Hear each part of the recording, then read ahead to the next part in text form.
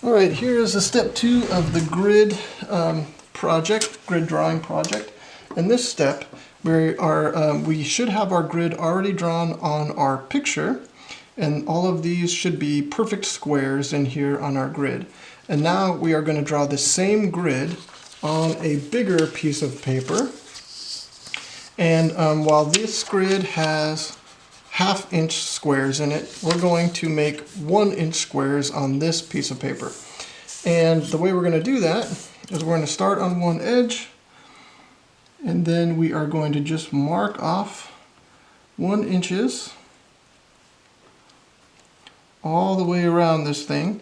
And depending on your size of paper, you might need to start at one end here and then just start at the same end here. If you have a number of inches that is not a fraction, so you just have whole inches all the way down, like this paper is 11 by 17, so it's not 8.5 by 11. So I can just mark 1 inches all the way down. I can mark 1 inches all the way down this way, and I don't have to worry about starting on the same side because it's just going to be whole inches all the way across.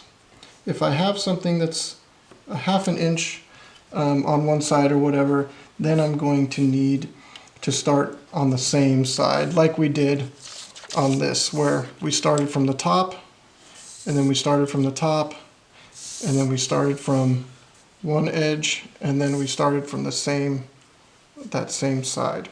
And that way, when there's a little bit left over, like this, then it's the same, and it doesn't end up making a weird skewed box. It needs to stay a perfect square. So once you get these marked 1 inches all the way around, then you can start connecting those 1 inches very lightly all the way across. So it's important that you draw these lines very lightly. So I've got this one all set up already with the shorter lines here. I recommend you do the shorter lines first, and you'll see why in just a second. So here are my shorter lines, and I'm going to connect a few of these so you can see how light I want to draw those. So let's see, can I make this back off a bit? Yeah. So we're going to draw this very light.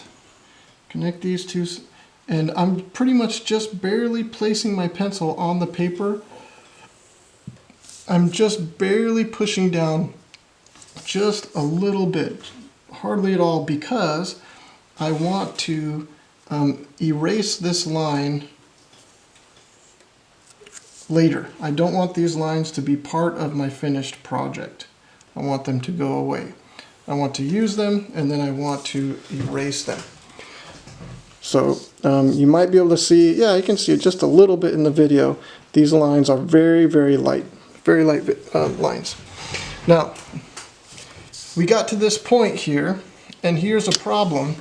My ruler does not fit all the way across here. So you might have a ruler that fits all the way across. Use that if you have it. But if you don't, and you've just got one of these smaller guys, that's okay.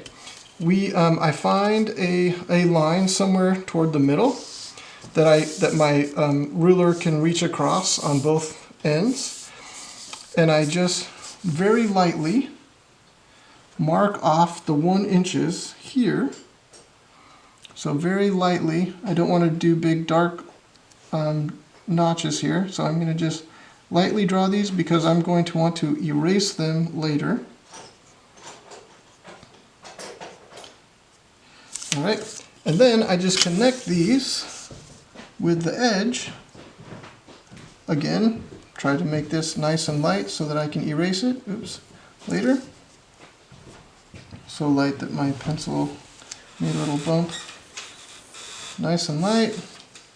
So I go all the way across, all the way down here, and then I do the same thing on the other side, all the way down. Find that notch way over there, find this notch way over here, and lightly draw that line, and lightly draw that line, and I do this all the way down with all of these, and then I end up with a full grid paper like this, with the lines are light, and I've got perfect squares all the way around. All of these squares look perfect. I don't have any weird trapezoids or quadrilaterals that are skewed like this. So I have perfect squares all the way around. If you don't have perfect squares all the way around, then it's not going to work for your picture to draw this here. So make sure your grid, your larger grid is light lines, perfect squares, and then we can go on to the next step, that's drawing.